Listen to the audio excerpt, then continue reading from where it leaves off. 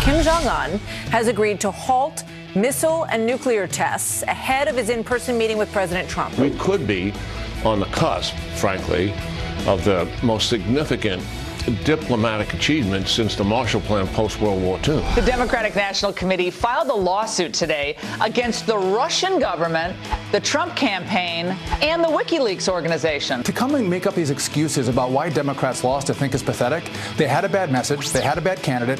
They're the ones that colluded with the Russians. Fox News confirming that Comey is under investigation for leaking the memos. Comey has hurt himself and raised very serious questions about his ethics and his behavior and perhaps his criminal liability. It looks like I will not be able to be home for your birthday, but I hope this makes up for me not coming home.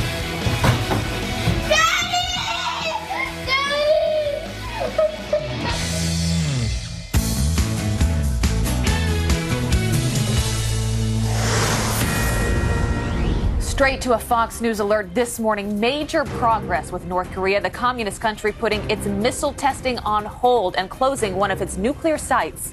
President Trump calling it, quote, big progress, tweeting that he's looking forward to his high-stakes face-to-face meeting with the dictator in North Korea, Kim Jong-un. The two expected to talk further about the isolated kingdom getting rid of its nukes altogether. According to state television, the testing has stopped effective immediately. The rogue nation also vowing to engage in conversations with its neighbors to secure peace in the Korean Peninsula. Good morning to all of you. Big news day.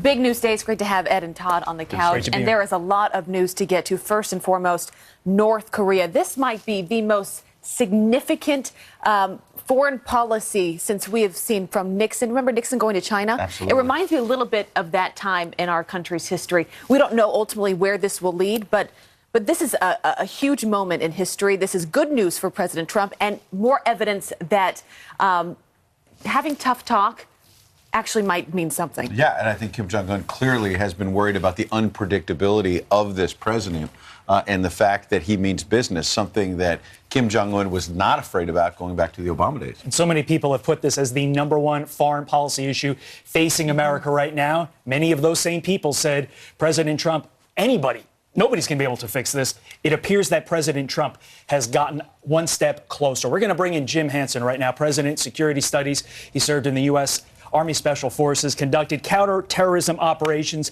Jim, how big of a development is this? It's huge. I mean, there's no question this is unprecedented.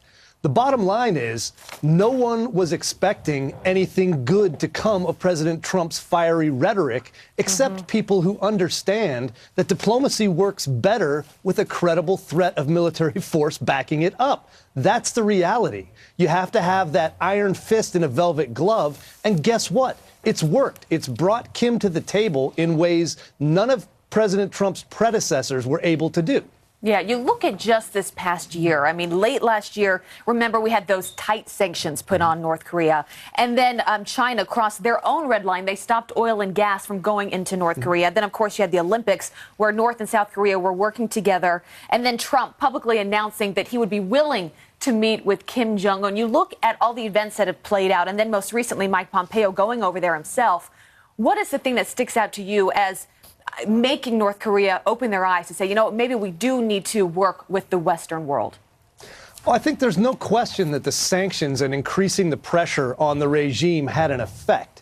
But I think what actually sealed the deal was the belief by Kim Jong-un that he could lose that hermit kingdom, that President Trump, if he did not denuclearize, was willing to take the step of taking out his nuclear capabilities. That's something I don't think any of the previous presidents had managed to convince their Korean counterpart to actually believe. And, Jim, the president's critics must be baffled because you rewind the tape about a year, and when the president was talking tough with North Korea, you remember, he talked about fire and fury. It became the title of that highly critical book, the idea that the president was out of control and couldn't put together a diplomatic achievement like this. And then I read the New York Times this morning, and right away this morning they say Mr. Kim made no mention in his latest remarks of dismantling the nuclear weapons and long-range missiles North Korea already has, meaning they're already trying to find something wrong with this. Kim Jong-un is saying we're stopping testing.